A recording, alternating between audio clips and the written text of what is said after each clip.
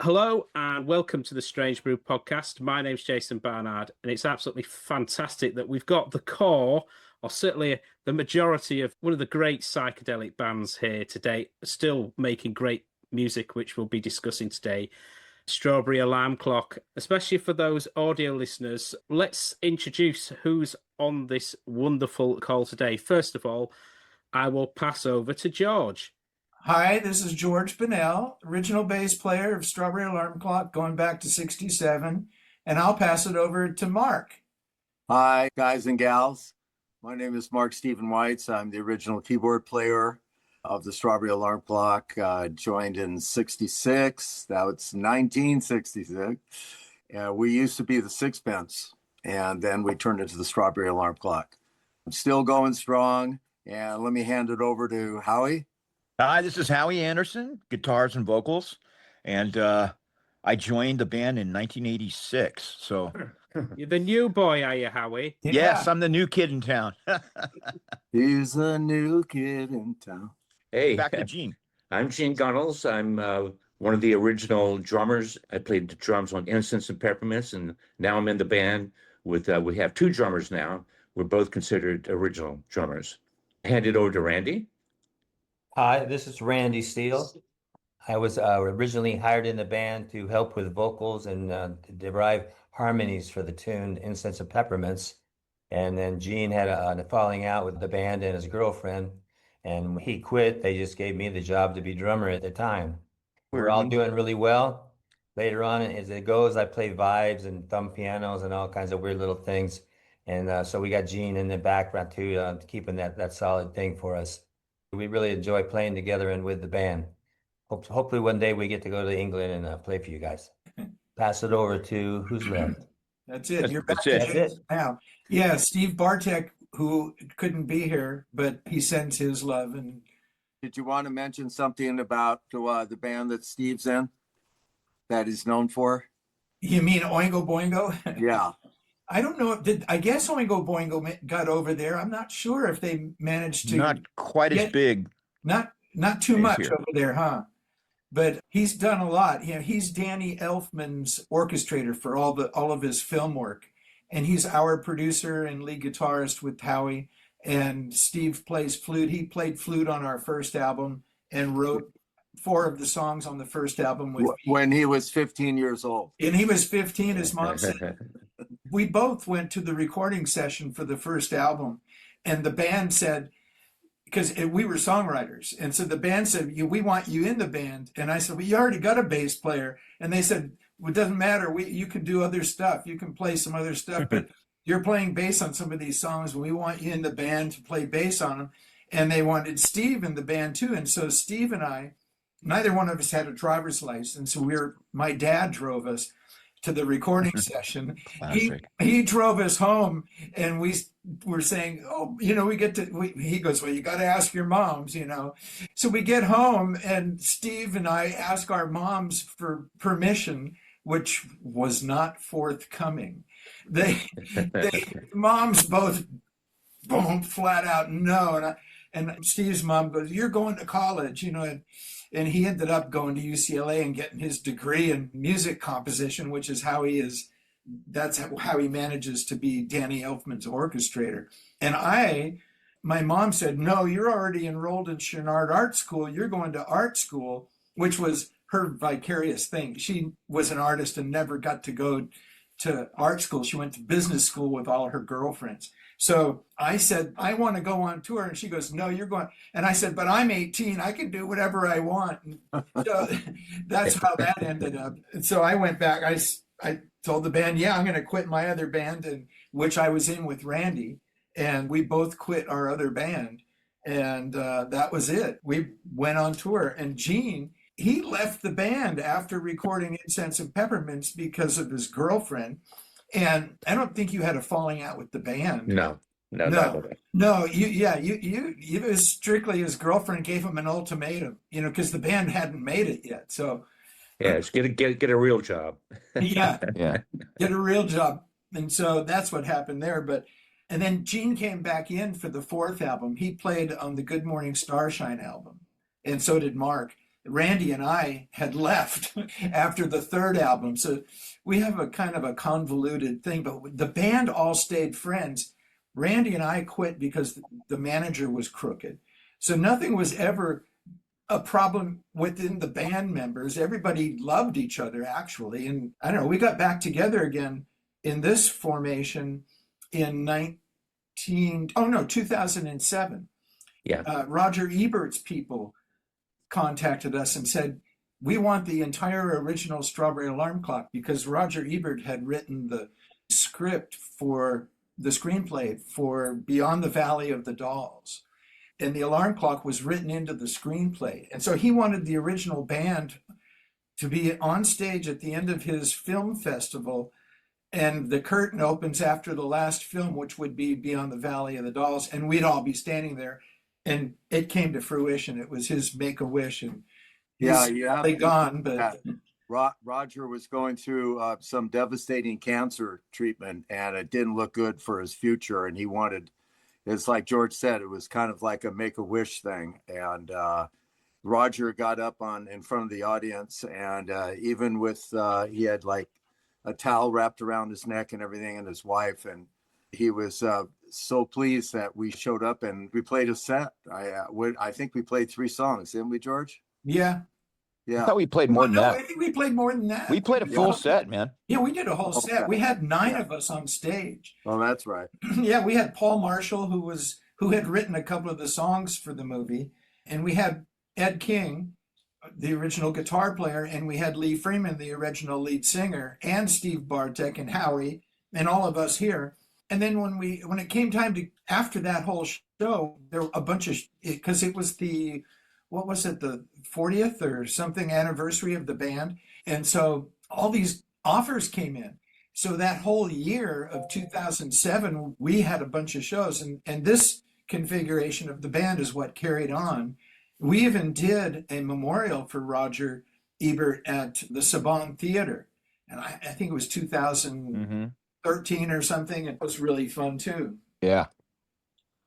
Anyway, I'm not giving you any space to ask questions. Yeah. George, end scene. It's great to hear your memories. It does link into my first observation is I can't think of many groups from the 1960s, still making music that is very vital and credible to what you were making back 60 years ago. But second, that you've got so many original members from that era. And then even with Howie, you've got 40 years under your belt as the new boy. So I can't think of a group that has got so many long-standing members. Howie had dark hair when he started with us. And more hair. He was, yeah, more of it. And he was really... Me too. We called Lee Freeman nicknamed him the Love God. Yeah. So a lot of the show, so going back that far to 86, it was me and Howie and Lee Freeman that were carrying the torch forward and doing a lot of shows. We had an agent, and in our agency was Robbie Krieger of the Doors and Eric Burden. You might have heard of him. Oh yeah. And we had all these, and Brian Auger, another one of yours. And What about Spencer? and Spencer Davis? Yeah, that's a biggie. We toured extensively. We with did shows with Spencer. Spencer. We were his band. He would introduce us, and we would do a set, and then we would call him out and back him up on a set. But like That's great. Keep On Running. It was, yeah. And yeah, Keep On Running. It was fun. We had a blast with Spence. Yeah. He was great. So it was, all of them were. We had a blast with all those people. There was quite a few people in his agency, like John Sebastian. And we had a blast with all of that. That was great. Yeah, it was those good times. And so, yeah, so Howie and I did, and those concerts went all through the rest of the 80s and the 90s, all the way up until like 2000 or 2001. And we got Randy back in. We had a drummer named Bruce Hubbard, who was our high school friend and Randy's friend too. They were in the school orchestra together. That's who was playing with Lee and Howie and I. And then when we moved up to 2001, Randy came aboard And we did a show down in San Diego. I think it was with Jefferson Airplane or something, Air Starship. Yeah, it was a nice show. And Gene happened to have been there, and he came up. And so we had three drummers. We had our three drummers together. Mhm. But two And, drummers and a cowbell. yeah. Gene was playing cowbell. We had Randy was playing vibes, and Bruce was playing drums, and Gene was playing cowbell. So then it kind of got in. Now we're in the 2000s, and eventually we got together in like 2006. Steve said, I want to record. So I have a recording studio now at my house. He had built his own recording studio. And he goes, I'd like to record something. He goes, can you and Randy come over and maybe we'll mess around? So anyway, we went over there and we wrote a song together, and we shelved it after. We never thought much. We just were practicing in the studio, sort of, but we actually wrote a song and finished it. And then Steve brought it out earlier this year and said, we should bring the other guys in on this recording and see what it comes out like. And that's what we did. So we kind of brought everybody in on it and added some harmonies and stuff. And it's going to be on the new album. It's called White Light. And it really, and we released it as a virtual B-side of the song Monsters that we had out for Halloween. Anyway, that had begun in 2006. That's the oldest song. This year. That's the way we are. I mean, that is an interesting thing to investigate, is that interplay with the drums. Randy and Gene, I know that you guys are still playing live, I understand. How does that work live in terms of the two drum setup? Guys, There's a lot of microphones and mixing for the board, but Gene and I have been doing it for a lot years now. We played it together easily. We have respect for each other. He gets a hit there, I hit there, and I don't know. It's a teamwork kind of thing. Randy is really amazing with chops. So Randy can do anything that any drummer can do. And Gene a lot of times goes, I don't get it. I don't want to play that one. Let me play a different one, but Gene is like Ringo. It's not two drummers going all the time. Right. When Randy switches over to the vibraphones, Gene takes over on certain songs. He may play the drums all the way through, and Randy's either singing a lead vocal or playing the vibes or another percussion or bongos. So Randy's very versatile in the other instruments and things like that, the percussion instruments. He's really gifted that way. He plays amazing bongos too, like on Rainy Day Mushroom Pillow. He comes in on that and makes the whole song. And then Steve comes in with the flute. So we really have a lot of fun on stage. Yeah, it works out really well with Randy and myself. We've also been on this tour of playing the Whiskey A Go-Go once a year. So anyway, every year we play there, and I think we've done it 15 consecutive years, Yeah. which is really something. And then we occasionally take on a couple of other gigs. And then our next one is in August. We're playing in San Diego at a thing called Tiki Oasis. And it's like a 5-day festival, a tiki festival. Mhm. They're doing this version of it is called their psychedelic tiki festival. So they wanted us, and I think we'll fit in pretty well. We even have a song that's called Tahitian Gardens that is tiki-ish. So it talks about tikis in it, actually. That's on our new album. Yeah, that's Where's on One? that. And that album comes out 2 days before this gig. So the gig is August 9th. And our new album, which is called Where's One, thanks to Mark, is coming out August 7th. Yeah, Where's One is we've done a lot of play with it on the new album. It's missing an entire side of the album, and that's one of the Where's Ones. Side one is missing. There's a clock on the album cover that has the one missing. So there's another Where's One. And there's one more. Yeah. Well, yeah. What was the other one? Oh, the picture where I'm turning around looking at Oh, Gene. there's another one. Oh, Where is One? yeah. When we're playing sometimes and jamming, Well, yeah. There's we always get off beat, and it's kind of an inside joke. where the drums get off from the rest of us.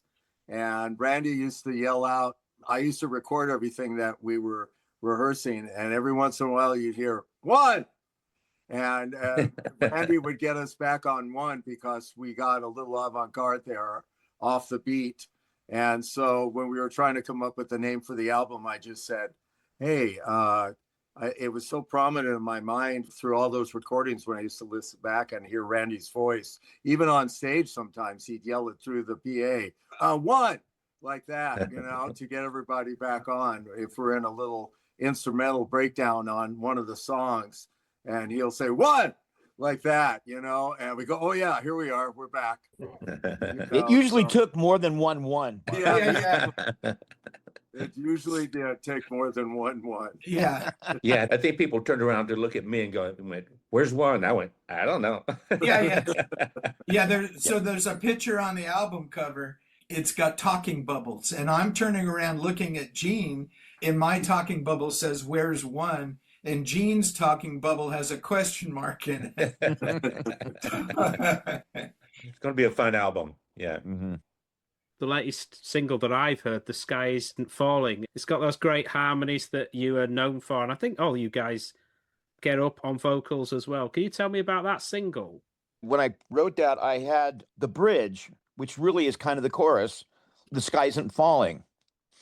And then I sort of reverse engineered a tune out of that and got verses and so on. That was way back, wasn't it? Yes, a long time ago, Mark. That's like 10, 11 years ago. Yes. Yeah. Yes, it was lost in archives. We revitalized it. Yeah. And then did the Strawberry Alarm Clock treatment to it. We did the harmonies, and that came out really nicely. I got to say, I've never. Was it our lighting director, Robert Jacobs? Yes. And hey, I think you guys. He recorded it. Should record. No, he did. He recorded the rehearsal of it. Yeah. And he brought it. He said, here's something that I think you guys should. He had two songs. He had Primordial Soup as an instrumental, the instrumental of it, and which is on the new album. And he had The Sky Isn't Falling, and he had them on his laptop. And I went, wow, okay, perfect. You have it. And it was the really cool rehearsal of us with the full arrangement of the song. We relearned it. It was great. It was fun. Mark, when he heard it, turned to me, he said, you're going to have to learn that solo you did. My own solo. It was an improvised solo. And I said, yeah, you're right. I did. So it's kind of interesting learning my own solo. He learned it note by note. And I said, don't change a note on that solo. Yep. It was fun. At one point, I was doing a guitar overdub. I turned to Steve. I'm going, I'm hearing cello on this. And Steve just kind of looks at me, takes it in. About 2 minutes later, he goes, yep, I hear it. So he wrote a cello part in. If you listen really carefully, it's in there. Yeah. Very nice. The cellist. Cameron. Leading guys. Cameron Stone. Yeah. Cameron Stone. And he is so funny and so great. He came out that thing where he's going, da-da-da-da-da-da-da-da. I think it's with the guitar where it's going. Yes. Yeah. Kind of a double picking thing. It's really neat. But then he Very plays cool. with me. He plays with the bass. Steve charted it out with my bass line. And so it's really pretty cool. Yeah, that was a fun session. Fun times. Good harmonies. We all worked those out together. And that song's been charting all over, though. It's been a lot of college stations. It's super 60s, 67, 68. It has a vibe that kind of like reminisces a lot of the songs back then. And we even surprised ourselves when the finished product came out. We went, wow, this is like the Strawberry Alarm Clock at our age, but back in the 60s. Yeah. Pretty surprising. Randy played drums on it, and he did a great job of it, too. Oh, yeah. The drum Great track drum is really cool. Yeah, it really drives it. Very cool. What about Blow Your Mind? That's Marky. I played drums on that one. And then, that's Gene playing drums. There That- you can And Randy did the frog. That was a song that I wrote like 10 years ago or something like that. And another one of those resurrected out of the archives. When he brings them to us, he goes, what do you think of this riff? That Yeah. and we go, oh, that's cool. I have a 67 Vox Continental that I did a right hand little chord pattern thing. And that was kind of the verse. And I assembled it in my head. And then We ended up at rehearsal one day. I wrote some lyrics to it. The next thing we knew, we were rehearsing the song and we got it down pretty good. Steve Bartek plays harmonica on it. And we recorded the song without the harmonica because there was so much going on. We go, where are we going to fit in the harmonica? And I said, this song there has to be harmonica in this song. It's just crying for it, And I hired this one guy and he tried to play, it was too bluesy. Then Steve pulls out a couple of Hohner harmonicas and they're in two separate keys because the song changes from the verse to the chorus and all that. So Steve had to actually use two different harmonicas in two different keys. We added that at the very, very end at the mix down stage. And somehow Steve got the harmonica fit into the track, even with all that psychedelic stuff going on in the background and all kinds of additional guitar licks that Howie was putting in. And Steve ended up mixing down the whole thing. And he said, boy, there was a lot going on in that song, but he got through it and did a fantastic mix. His son, Christopher, we don't normally use programmed drums, very rarely, but we needed some kick in the bass drum and especially at the intro of the song. So Christopher went in there and did his magic with his drum programming. He's a DJ. And he went in there and kind of like solidified the bottom end of the song. Howie's son, I might bring up, named Ian Anderson. He was a baritone sax player. And I said, hey, let's get Ian in here and put at the end of the song on the outro, let's get some sax in there. Let's just throw everything in the kitchen sink, And Ian did a fantastic job of adding just a touch of sax at the end of the song to kind of round it out. Yeah, it was nice. Which was kind of some ear candy in there. That was a long time getting that song off the ground. I went into the studio with a good friend of ours, producer and bass player, Shane Solosky. He went in there. I must have had him do 14 versions of the song and I still wasn't happy. I never worked so hard on trying to get this song finished. So eventually we did, thanks to Steve Bartek and Christopher Bartek and the band, we pulled it all together. And that's what you're hearing is the end result of about 10 years in the making. Yeah. Yeah. I was going to say, that's the longest song that was in, should we say construction? We used some vintage keyboards in there, an old Yamaha, to get some of those real eerie sounds. And how we played a sitar in there that had built-in sympathetic strings on it. Oh, right. It was a rare guitar that we've never seen one like that Shane had. What? Yeah, Shane was instrumental in those guitar overdubs and the sitar, got it producing. Howie has some really cool guitar fills in that song. You have to listen closely, but they're in there. It's fun. I'm just extremely happy that it came out the way it did, and it seems like the reception was pretty good on radio stations listening to it. It's definitely psychedelic. Mm-hmm. Especially the party scene. That's where I think George came up with those chord changes. Yeah. I brought in the 60s guitar solo chord changes. I want to go back to the beginning and work our way back to the present, if that works for you guys. Who's best placed to talk about the formation of Strawberry Alarm Clock? Because was it kind of a merger of two groups? Yeah, Gene was the first guy in the band. So and Ed King. And Ed King. Tell that bit. And then they got Mark. Then they got Randy, and then Randy brought me. Well, we were Hey, Dean, go ahead and tell them about the Sixpence. Yeah, we were actually it was a local group from Burbank, California, combination between Glendale High School and Burbank High School. We were actually called the Quaker Oats in the beginning. And because of the name, we felt that we needed to change the name because we probably won't be able to last too long with that name. And so because of the English invasion, we called ourselves the, which is Thee Sixpence. And so we became Thee Sixpence with Ed King and Gary LeVitro and myself and Steve Robbie.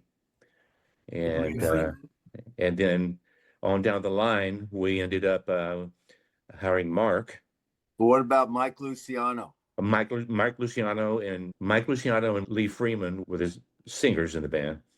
I think Mike Luciano was first, and then Lee came in to sing. And then after that, we got Mark in the band, and it was all history. I actually answered an ad in a music store that I frequent that said keyboard player, organ player needed. And so I drove out to Glendale and auditioned. I brought my Farfisa combo compact organ and an amp and set up. And I think the audition song I sang was Route 66, but it's the Rolling Stones version. Everybody, we all played on it, and they said, "You're hired." And it was that quick. That's how I got into Thee Sixpence, which later on, we had to change our name when it came time to, Gene, you want to finish that story about? These Sixpence had recorded quite a few songs, a couple of originals and some covers, and nothing really happened with the songs. And we didn't have a really, really strong lead singer like Steppenwolf or Sky Saxon and the Seeds, that kind of thing. Right.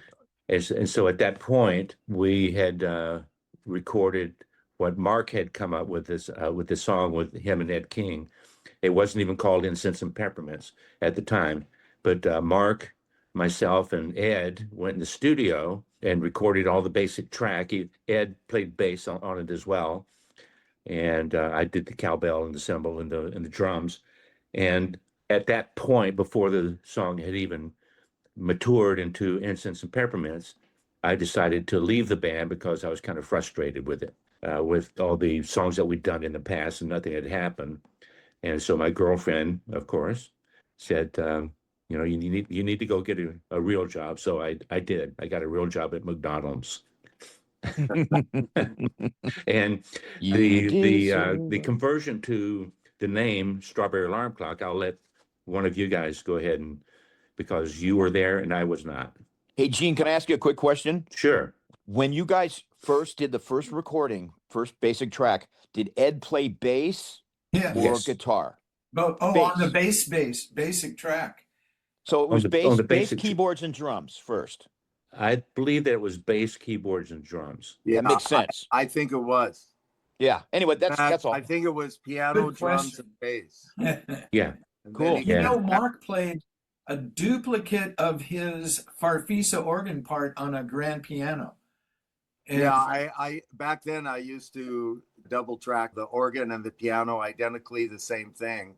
And that way it gave us, the organ was a little on the squeaky side. So with a baby grand piano playing the same thing behind it and then mixing it together, we had those mid ranges and some of the lower notes that don't come through on the combo compact Farfisa. It's pretty high range, a lot of high frequencies.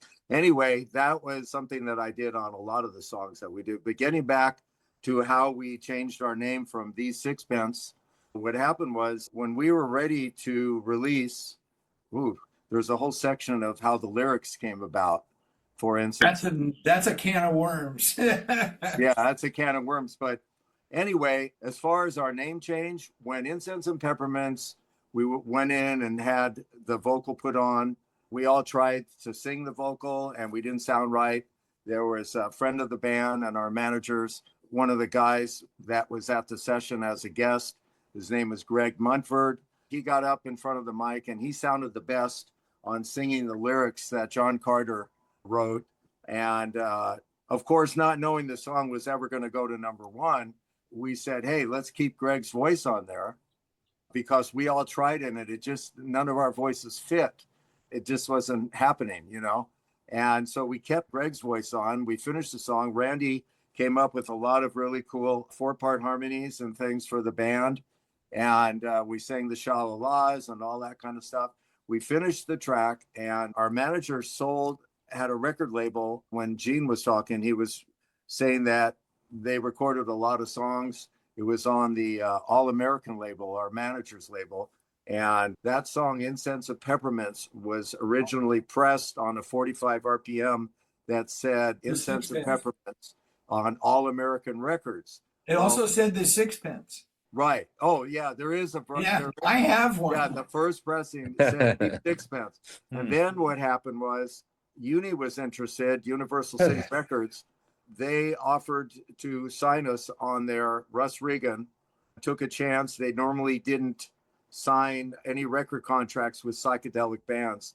They were doing more mainstream, like Hugh Masekela, Grazing in the Grass. They had just signed Elton John, where nobody even knew who he was. So the record company said, oh, shoot, you can't be Thee Sixpence. There's another Thee Sixpence putting out a record right now, and it's going to be confusion, and they won't know which band it is. So they said, come up with a new name. So we were over at my place, my folks' place. We used to rehearse out in the guest house. And that night, we had to come up because we needed a new name for the band by the next day because they wanted to get into the label printing and all that stuff.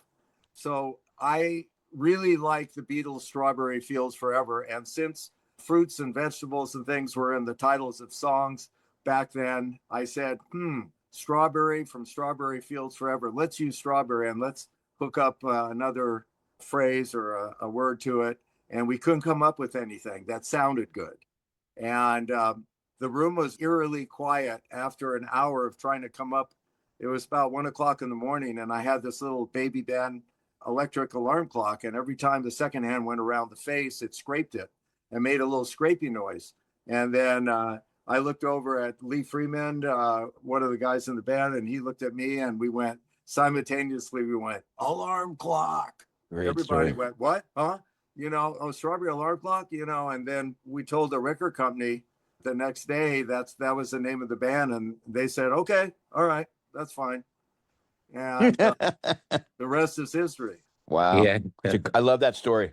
Yeah, it's a great story. Then when the record climbed up into the top 30, then it went into the 20s, then it went into top 10, and we go, oh my God, it's heading for, it keeps going higher. And then I think it was 2 weeks at number one, wasn't it, George? I don't know, 1 week or 2 weeks, but it was like November of '67. Yeah, in the top Billboard 100. And it was a dream come true because when we looked at the lineup, the first top 10 records are some huge artists. And we were right up there, and a lot of bands are very popular and well-known and household words, but they've never had a number one hit. That's a really special place. Yeah, when we toured with the Beach Boys back then, in that month, actually, November of '67, they said, we want you guys to know how rare it is to hit the number one spot. Yeah. We go, we thought, yeah, it is. And they go, no, it's really something. We've been around they had been around for 6 years or something already. And to us, they were like these old guys, I think Mike Love was 27 years old. Remember, we were 18, wow. 19, and I think I was 21. Mark was 21. He was our old guy. The rest of us were 17, and I was 18. Randy was still 7. No, you turned 18 in September, and Gene in July, he turned 18, and Greg Munford he was the same age too. They always say Greg Munford was 15 or 16, but he wasn't. He was the same age as the rest of the band. We wrote that our first album. Uni said, you guys have to come up with an album. You got 2 weeks, and it was like $5,000 or something like that. And we went in and pulled together at 18 years old, majority of the band, an album that still sells today and still available.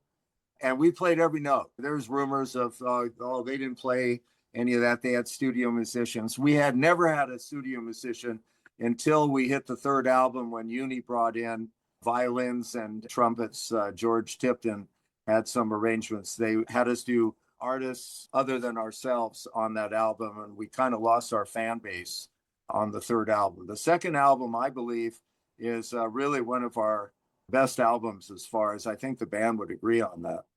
The Wake Up, It's Tomorrow album. Kind of cover both of those first two albums, because on that first album, there's great tracks like Rainy Day, Mushroom Pillow. Just that burst of creativity that you guys had. Was it a natural process, or was it just the pressure that you had to produce that material? There was always pressure.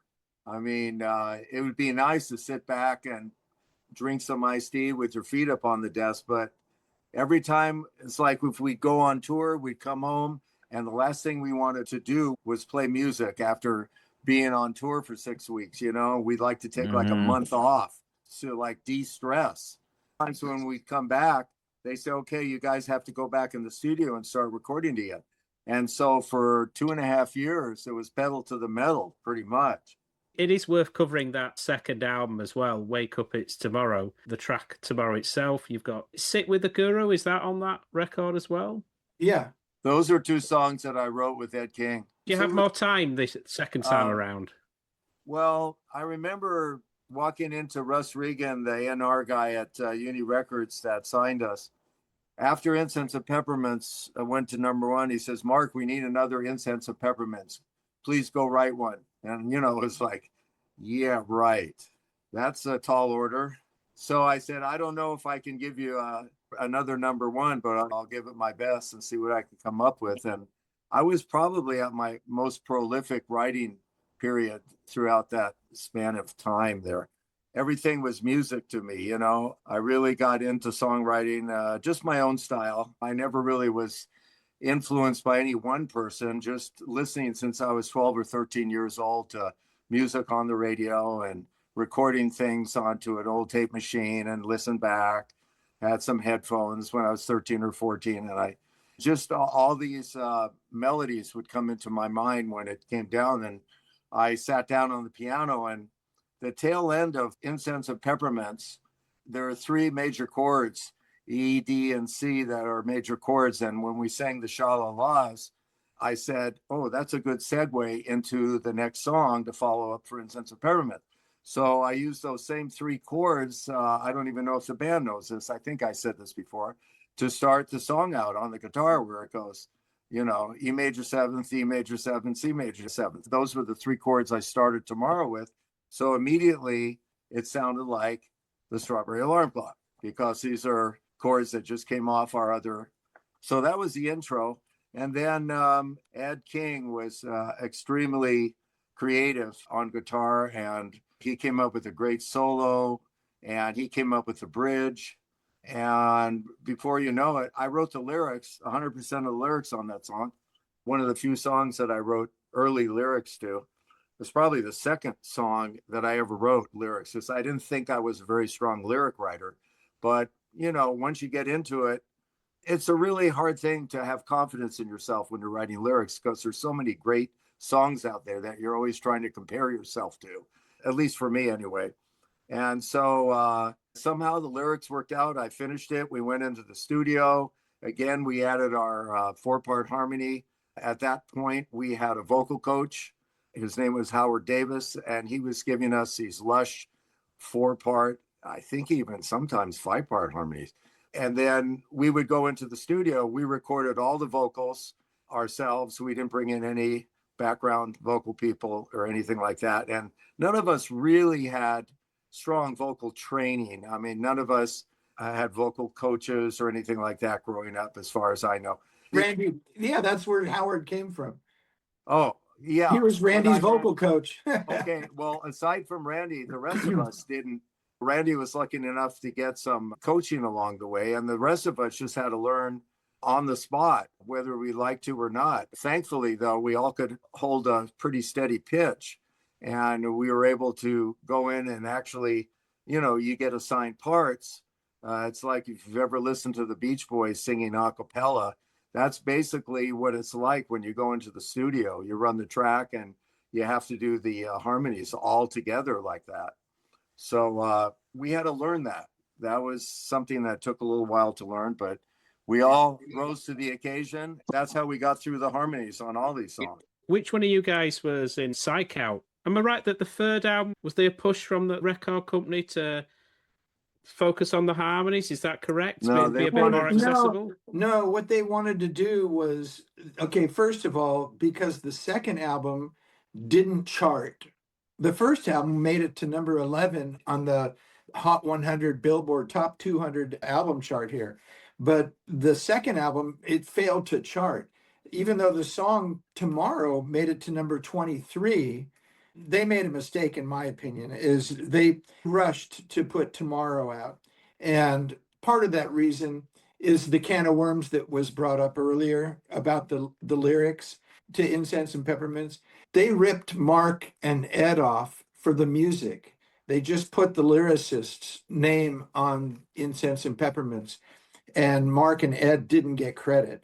And so part of what was going on is they needed to make up for it. And they had Mark go in to try to write another hit, but they still had the album that was number 11, and they could have pulled singles off of it, which the flip side of Tomorrow is Birds in My Tree.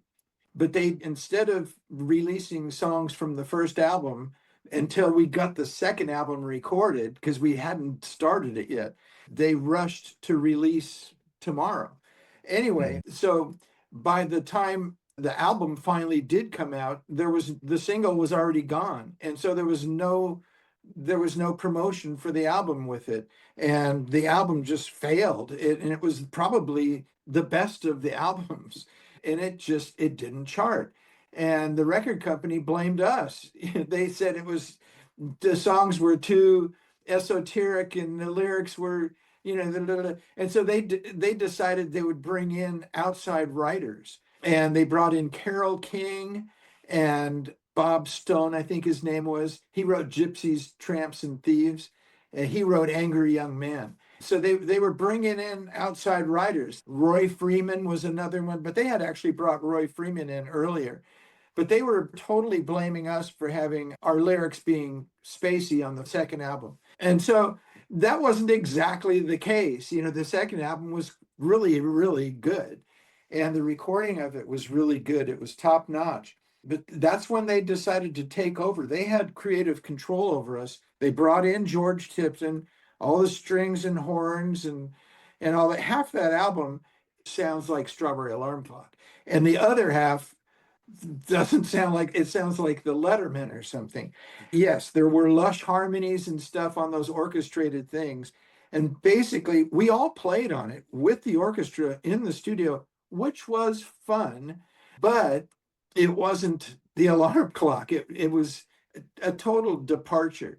And like Mark said earlier, we kind of abandoned our core audience that we had, and we didn't mean to, but the record company was in control and the manager. That's my take on what happened. So that third album was definitely a left turn, I thought. It did have a lot of lush harmony.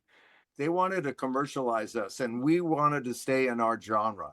And it was a tug of war. And it's do this or, what are you supposed to do when your record company said, we want you to do all these songs? I mean, you have to oblige, I guess. I mean, I suppose you could go on a rampage and just say, we're not going to do it. And then destroy the whole band, our contract and everything. But we had really no other choice. And when we did go into the studio and play with orchestral, very trained musicians, we had to be on our game. It was extremely nerve-wracking. And when I had to play with all these fantastic musicians that they brought in on violins, and this was a live session. I'm sitting on a Hammond B3 in the middle of the studio with like a big spotlight on me, and there's people all around in there, all mic'd, and we're doing this Carole King song or something, and I go, Jesus, how did we get to this stage what happened to our band? I felt kind of a little awkward, but got through it, and it was quite an experience compared to the second album. Anyway, yeah. So we lost, like I think I already mentioned that we think we lost a lot of our fan base because we sold out to the record company or sold out to their whims, that they had their record execs in the booth, the recording booth, watching us and bringing people in. Hey, look, the Strawberry Alarm Clock, they're doing so-and-so song. And it's like we lost control. Before I ask about some of the lineup changes, I just have to kind of ask Randy about something I've read, which was something about attaching gas jet to your wrists. Is that correct? Can you tell me about that? What does that mean? Hey, Randy, show that them was the stars. It was one of our big concerts coming up in LA, and the manager had an effects man And they were saying, we got to do something different here. We got to really show up. We were playing with the Who and Herman's Hermits. And the Who is something to keep up with because they're an amazing live show. Anyway, so they hooked up these jets with a gas tank or some propane or whatever they were using. It definitely wasn't a cold flame. I learned that, and unfortunately, there was no time to rehearse it before we went on. They just had a fire guy over there with an extinguisher ready for whatever would happen. And so anyway, I had them. These were going on, and it's a rainy day mushroom pillow, and I'm playing the bongos.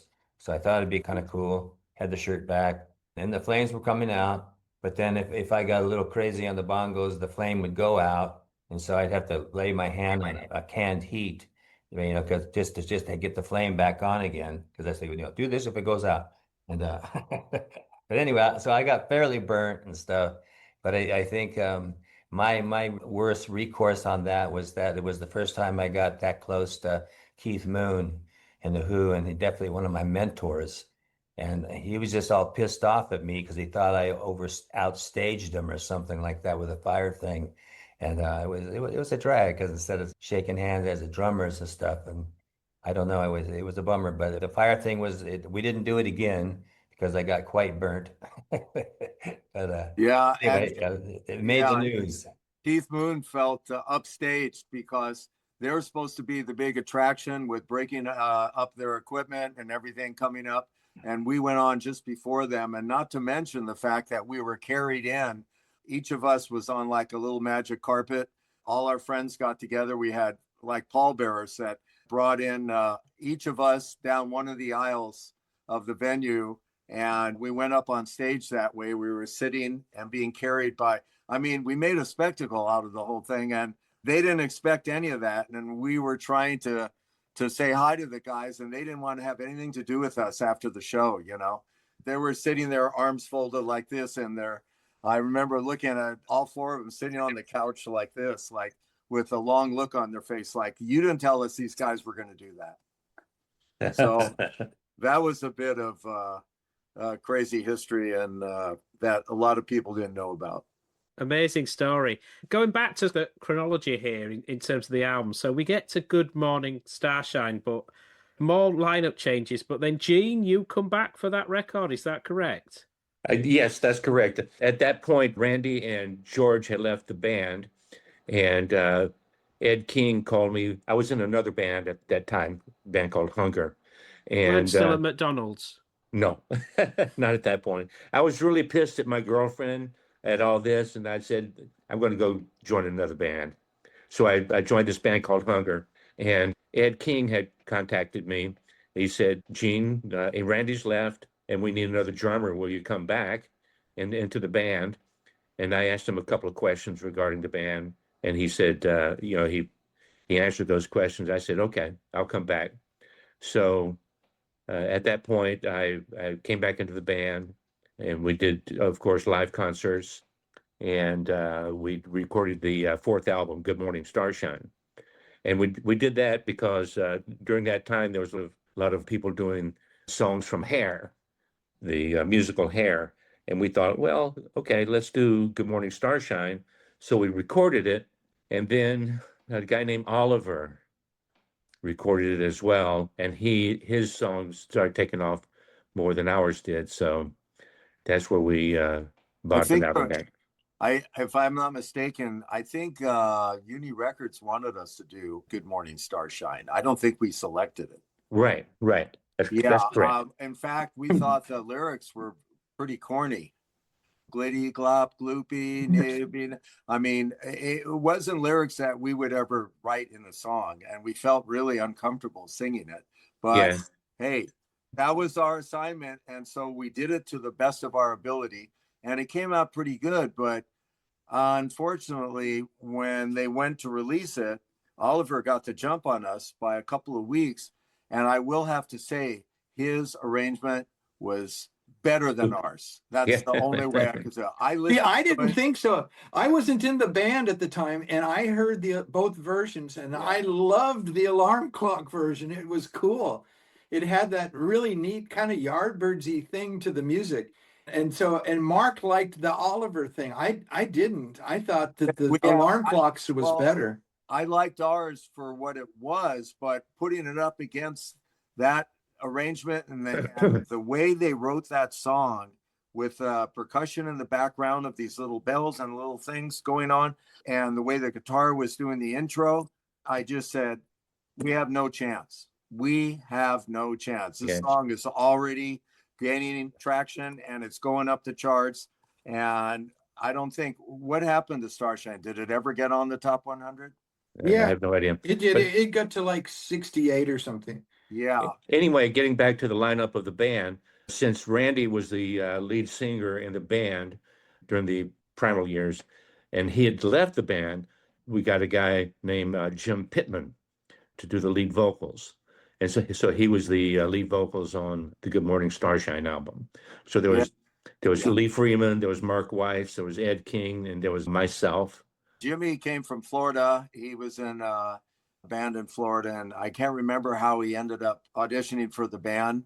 Jimmy and I got along pretty well, and he would come up with some songs, and we'd sit down and we did some songwriting together. And he was more heavy blues, the type of songs and music that were starting to come out of this new arrangement of people in the band was different than the third album, the second album. We were missing some of the original Strawberry Alarm Clock sound, and a lot of his songs were moving in some heavy rhythm and blues, and we were always having a tug of war between trying to keep our original sound and with the new members.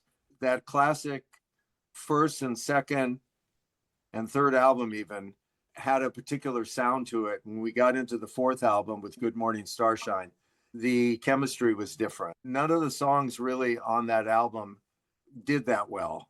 Which of the lineups was in Beyond the Valley of the Dolls? Was it the final lineup? Gene knows.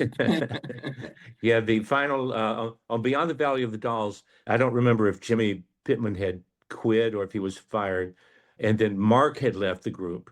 So Beyond the Valley of the Dolls we got this guy named Paul Marshall, and he became the lead singer of the band. That was 1970. Yeah, and that was Paul Marshall, Lee Freeman, Ed King, and myself. That was the four remaining people in the band until the band actually didn't have a disbanded. They abandoned the keyboard player. It was Correct. Not as a four-piece. Correct. I haven't covered your previous album, Wake Up Where You Are, which I think was around 2012. Can you guys tell me about that album? That album is interesting. So the way it came about was unintentional. We were rehearsing for Roger Ebert, actually. It went back to 2007. And we started rehearsing at Steve's house in his studio. His garage is converted into a state-of-the-art recording studio. And we were in there rehearsing stuff, old songs. And Steve said, let's record them and see if we sound like we're supposed to sound, like if we sound like our old selves, but 50 years later or 40 years, whatever it was. So we started rehearsing and then recording ourselves and doing all the harmonies and everything else. And we didn't change the keys to the songs. We did our original keys and we did our original parts, played and sang all our same stuff that we did originally. And we recorded several of the old songs, mainly just to see what we sounded like. And so we were going, oh, this is pretty good. We're okay. It's not going to be too bad. And then they were coming out pretty decent in the studio. And we were jamming on them and stuff. There's like some fun versions of the old songs. And then we got asked to do, Sky Saxon happened to have been a friend of ours. And we had done several shows with him, and he passed away. And his wife asked us if we would do a song on his tribute album that was going to be produced by Billy Corgan of Smashing Pumpkins. We had been working with Billy actually already. And so we said, yeah, Mark wanted to do Mr. Farmer. And so, which was one of his favorite songs. By the Seeds. By the Seeds. Yeah. And so we went in the studio, we recorded it, we did a video of it, it's on YouTube, and it came out great. We did two versions of it. And that's kind of what's funny about the album. It wasn't really meant to be an album. We had a short version for the video, and we had a long version, which was the original version of the song. And then we got asked by another group, the Fuzz Tones, to do a song called Charlotte's Remains, because they were doing an album of their own album, but it was going to have original artists doing their songs. So Charlotte's Remains is a song of theirs, and we recorded it. And then I asked them, I said, because I had been in touch with the guy, and I said, is it okay if we record, keep this for our own record, if we do an album? And he goes, oh yeah, absolutely, 100%. Use it. And so we did. We had those two songs, and then Randy came up with a movie, a short film, a documentary about this guy named Gary Davis, that was a guy that came up, he was a war hero, and he had come up with a passport that was good all over the world. You become a world citizen with it. He said they want a theme song for this documentary. And so Randy had the lyrics that he wrote with some other guys that were doing the movie, and we all put the music together. We kind of all wrote it together musically, and we recorded it, and it came out really cool, and they used it for the film. And so we had that on the recording. So it was like it had these old songs, it had the Sky Saxon, the Fuzz Tones, the World Citizen film thing, and I forget what else there was on there. Oh, a song that Mark had written. We actually had a couple of songs that were originals. One that Mark wrote about losing his wife, and then another one that Howie wrote, which was the title song of the album. The song was just called Wake Up. We decided to call the album Wake Up Where You Are, and Mark did the artwork for it. But anyway, so that album was totally unintentional, the way it all pulled together. And those things were, we had fun in the studio recording them all. And we got a record company called GRA, Global Recording Artists, and they wanted to release it. And so they did. So there you have it. Yeah, I remember one thing that you left out, which was, I distinctly remember every word. Steve said, well, I guess we can get together and try to record this album, and hopefully we won't kill each other. Because talking about it and doing it sometimes is a different thing, but pleasantly surprised when we got together. Everybody rose to the occasion and did a heck of a job on it. It is just amazing. You guys are still producing great material. One question about that album. You mentioned briefly Monsters earlier. Was that just for that Halloween compilation, or is that also on Where's One? That's on Where's One. That song, it wasn't intended to be a Halloween song. I never thought of it as a Halloween song myself. I wrote the music to it, and my friend David Gluck wrote the lyrics. And it was a song that he wrote about him as a child first, and then being afraid of whatever's under the bed or in the closet, and then it manifesting itself later in a girlfriend that he had, who's now just a best friend of his. But now it ends up that the monster is deep inside of her, and it needs to be fed. And so the song was cool, and it was kind of eerie and everything, and we had fun playing it, but we never thought of it as a Halloween song. And then Daniel Costin, who hooked us up with our record company, which is called Big Stir Records, and he said, these friends of mine have a record company. They're doing this Halloween album. And he goes, they would love to have the Strawberry Alarm Clock. He said, they're kind of like an alternative record label. I think they would jump on having the Strawberry Alarm Clock be part of their album. And I'd like to send them this song. And this was before anybody heard it yet. I had already sent it to Daniel, and so he's told the record company, he showed it to the record company, and they flipped out. They loved it. They wanted to add it to their album, even though they were late in production already. So they did. They added it at the last minute, 11th hour. They added Monsters to the list of songs. There's like 25 songs on this album. It's here. Oh, it's got a physical release as well. Wow. Yeah, it's a vinyl. It's a double album. It's really neat. It's even has your new album got a vinyl release as well, or is it just... Our new album is going to be vinyl, and it's going to be a double album like this. And then this one happens to have a game inside. And but anyway, it's called Chilling, Thrilling Hooks and Haunted Harmonies.